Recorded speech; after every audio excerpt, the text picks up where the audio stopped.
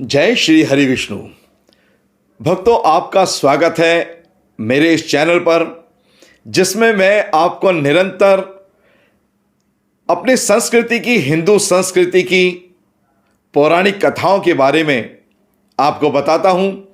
भक्तों, जैसा कि आप जानते हो कि अभी होली आ गई है और होली के अवसर पर जो हम होली जलाते हैं उसके बारे में वैसे तो सभी जानते हैं, लेकिन भक्तों हम चाहते हैं कि बच्चे जो कि अभी होली के बारे में नहीं जानते वो इन वीडियो को देखें और कुछ सीखें, समझें कि आखिरकार हमारे त्योहारों का क्या उद्देश्य है और क्यों मनाए जाते हैं।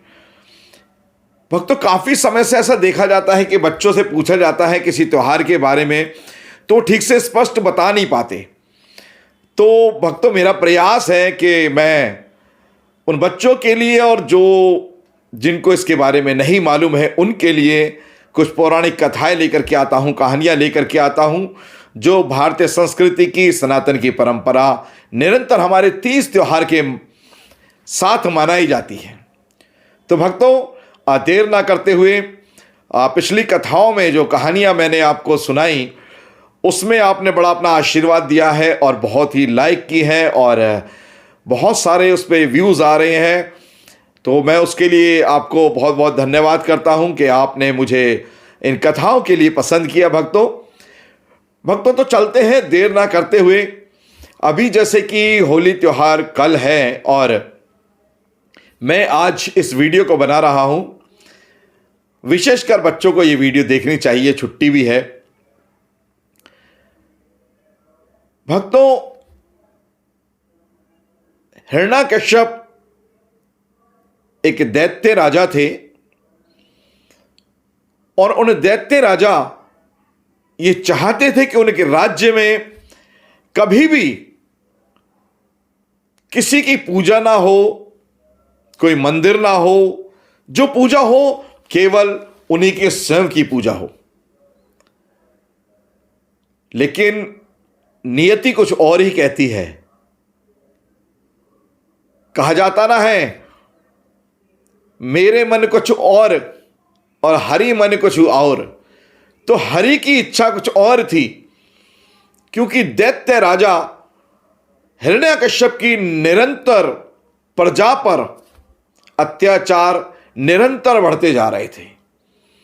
और कहते हैं ना भक्तों, अति हर चीज की बुरी होती है और जब अति होती है तो भगवान को स्वयं प्रकट होकर के आना पड़ता है। उसके लिए ईश्वर की लीला, ईश्वर ने हिरण्यकश्यप के घर पर ही उनके स्वयं के खून से उत्पन्न एक बालक का जन्म हुआ, जिसका नाम था प्रहलाद। जी हां, लेकिन प्रहलाद बचपन से ही बड़ा तेजस्वी था। उनके गुरु श्री नारायण, हरि नारायण, नारायण उनके गुरु थे, जबकि हिरण्यकश्यप के गुरु थे शुक्राचार्य। निरंतर धीरे धीरे जब भक्त प्रहलाद बढ़ने लगे, उनकी उम्र बढ़ने लगी, तो उनके मुंह पर एक ही नाम रहता था, हरि विष्णु हरि विष्णु हरि विष्णु। इसको देख करके हिरण्यकश्यप को बहुत ही चिंता हुई और बहुत ही दुख होता था कि मेरे घर में ही मेरी औलाद, मेरा पुत्र ही मेरा नाम नहीं ले रहा। उन्होंने इस चीज से बेहद दुखी थे, लेकिन उन्होंने सोचा कि शायद बच्चा है अभी, कोई बात नहीं। उन्होंने अपने गुरु शुक्राचार्य जी को बुलाया और कहा कि मेरा ही पुत्र मेरा विरोध कर रहा है और हरि विष्णु का नाम जाप कर रहा है और लोगों को भी हरि विष्णु का नाम जाप करने के लिए बोलता है। आप इसको जरा समझाओ। भक्तों, गुरु शुक्राचार्य जी ने, जो कि दैत्य के गुरु हैं, प्रहलाद को बहुत समझाया। पर वो सब कुछ समझाना व्यर्थ रहा। उन्होंने नाम नहीं छोड़ा, हरि विष्णु हरि विष्णु हरि विष्णु। लगभग 10 वर्ष की उम्र में एक कठोर निर्णय लेते हुए हिरण्यकश्यप ने एक कठोर निर्णय लिया। उसे बर्दाश्त नहीं हुआ कि उसी के घर में विष्णु का नाम लिया जा रहा है, हरि विष्णु का नाम लिया जा रहा है, जबकि केवल मेरी ही पूजा होनी चाहिए। उन्होंने बहुत अपने पुत्र का समझाया, लेकिन पुत्र नहीं माना। आखिरकार एक कठोर निर्णय लेते हुए उन्होंने अपने दरबारियों से कहा कि इसको ले जाकर के एक ऊंचे पर्वत शिखर से इसको फेंक दो। पहले तो दरबारी चौंक गए कि महाराज जी क्या कह रहे हैं, अपने ही पुत्र को। कहा मेरा आदेश मानो, जो मैं बोल रहा हूं मेरा आदेश मानो। भक्तों, दरबारियों ने, सैनिकों ने पुत्र को लिया और पहुंच गए पर्वत शिखर पर। और शिखर पे ले जाकर पहले तो उनका मन डोलने लगा कि नहीं, इतने मासूम बच्चे को कैसे फेंका जाए, परंतु वो घबरा गए आज्ञा सुनकर के। तो उन्होंने पुत्र को फेंक दिया शिखर से, पर्वत शिखर से भक्त प्रहलाद को फेंक दिया। भक्त प्रहलाद हरि विष्णु हरि विष्णु हरि विष्णु हरि विष्णु हरि विष्णु कहते कहते उस पर्वत शिखर से नीचे गिरने लगे। उन्होंने हरि का नाम नहीं भूला, विष्णु जी का नाम नहीं भूला। और देखते क्या है कि जिस जगह पर गिरे वहां फूलों के ढेर लगे हुए थे, और फूलों के ऊपर गिरे, उनको तनिक मात्र भी खरोंच नहीं आई, और वो ऐसे के ऐसे ही बच गए। और वहां से लौट करके फिर महल में आ गए। महाराज हिरण्यकश्यप ने देखा, अरे ये क्या, कैसे बच गया। तो उन्होंने सैनिकों को बुलाया और बोला, उन्होंने सैनिकों ने कहा महाराज नहीं, हमने आपकी आज्ञा पूरी की है। ये हरि विष्णु का नाम जाप कर रहा था और करते करते हम तो छोड़ करके चले आ गए। हमने ऊपर से फेंका है उसको, और वहां से फेंकने के बाद कोई नहीं बच सकता। परंतु ना जाने कैसे बचा, शायद विष्णु कृपा हो। तभी गुस्से में हिरण्यकश्यप ने कहा, खबरदार, या कोई विष्णु का नाम नहीं लिया जाएगा। आखिरकार फिर समय बढ़ता गया। उनको, भक्त प्रहलाद को फिर सांप की कोठरियों में बंद किया गया, जहर पिलाया गया, नाना जाने कितने कितने प्रकार से कितने प्रयोग किए गए मारने के। परंतु हरि विष्णु के नाम जाप से हरि विष्णु कहते हुए कोई भी मौत भक्त प्रहलाद का बाल बाका नहीं कर पाई। भक्तों, आखिरकार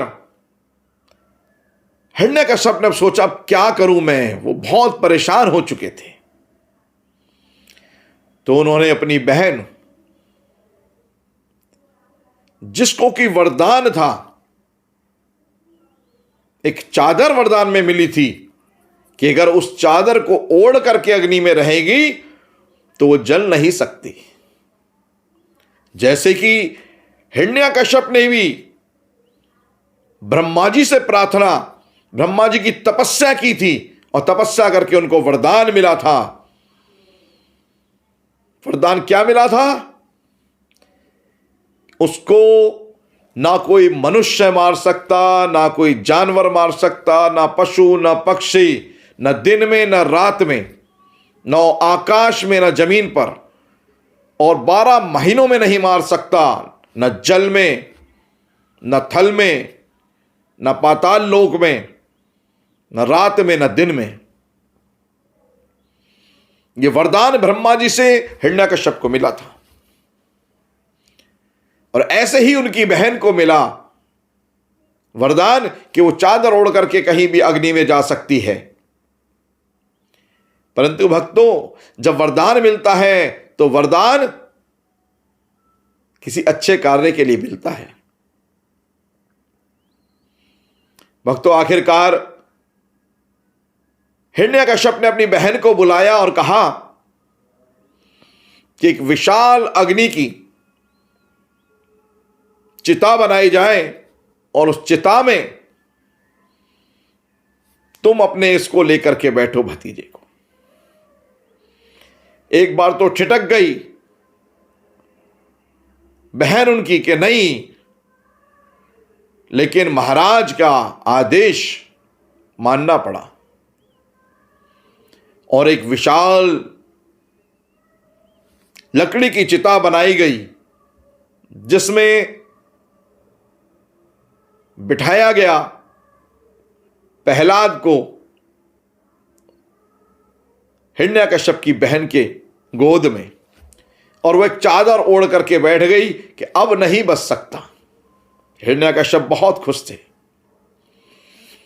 विशाल चिता जिसमें लकड़ियां ढेरों लगी हुई थी और कहा गया, आदेश दिया गया कि जला दिया जाए। भक्तों, उसमें आग लगा दी गई और चिता जलने लगी, धू धू करके जलने लगी। उसकी लपटें इतनी विशाल थी कि आकाश को छू रही थी।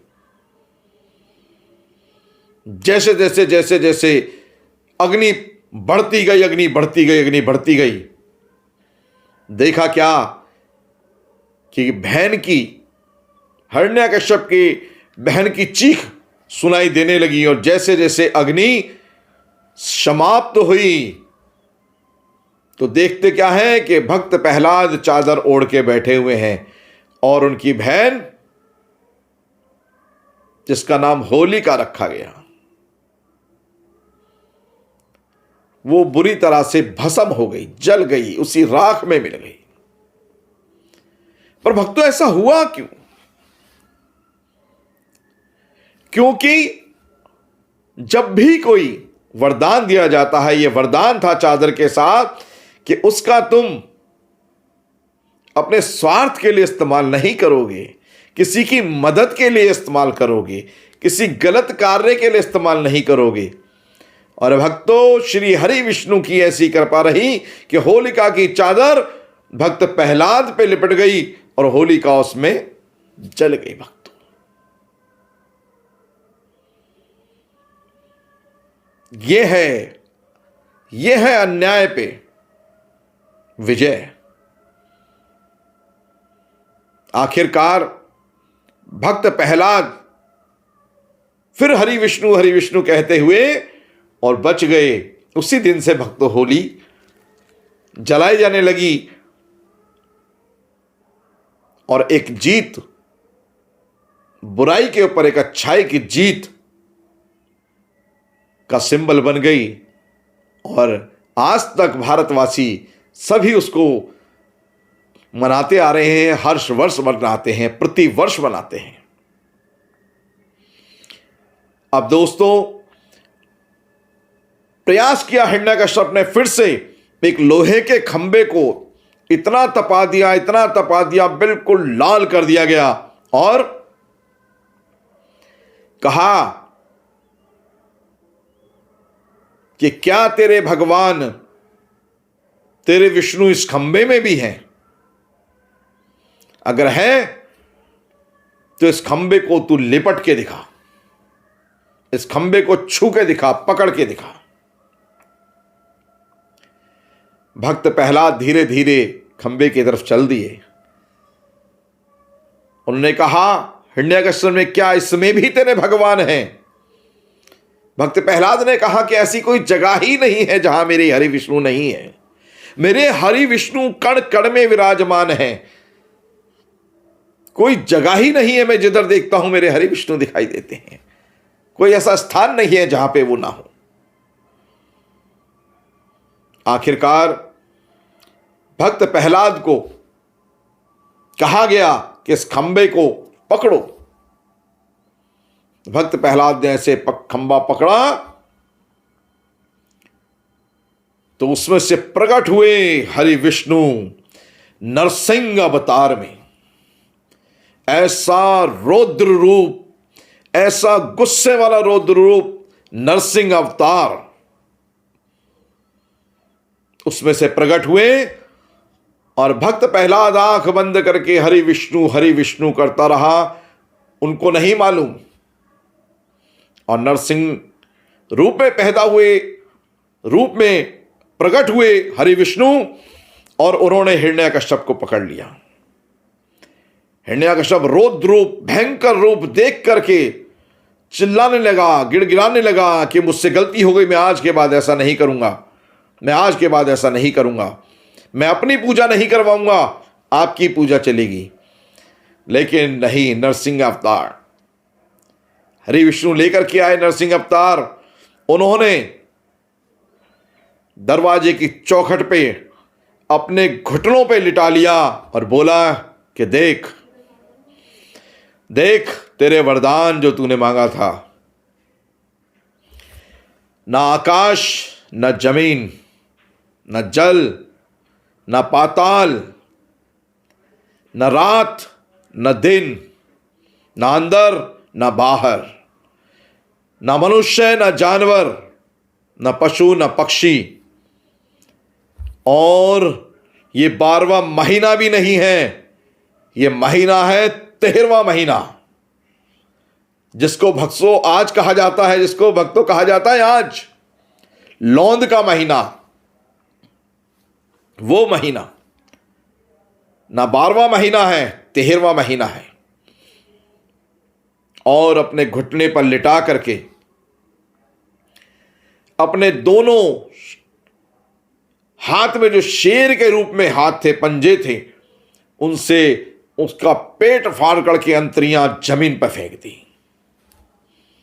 भक्त प्रहलाद हरि विष्णु करता रहा। और इसी तरह भक्तों एक अंत हुआ दैत्य का, एक अंत हुआ अति का, और एक अंत हुआ बहुत बड़ी बुराई का। और अन्याय पर विजय हुई, जीत हुई, सच की, हरि विष्णु की। एक बालक ने, एक दैत्य के बालक ने हरि विष्णु का नाम जपते जपते जपते जपते हर मौत के उस घर से निकल आया जो उसके लिए बनाए गए रास्ते थे, हर रास्ते से निकल आया। यह हरि विष्णु की कृपा है भक्तों। कहानी तो बहुत लंबी है भक्तों, पर होली का समय है और होली से ही रिलेटेड ये कहानी है।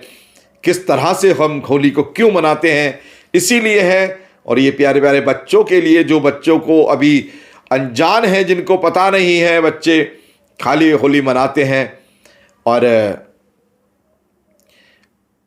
उनको ये संदेश जरूर है कि हम अपने जीवन में भगवान का नाम कभी ना छोड़ें।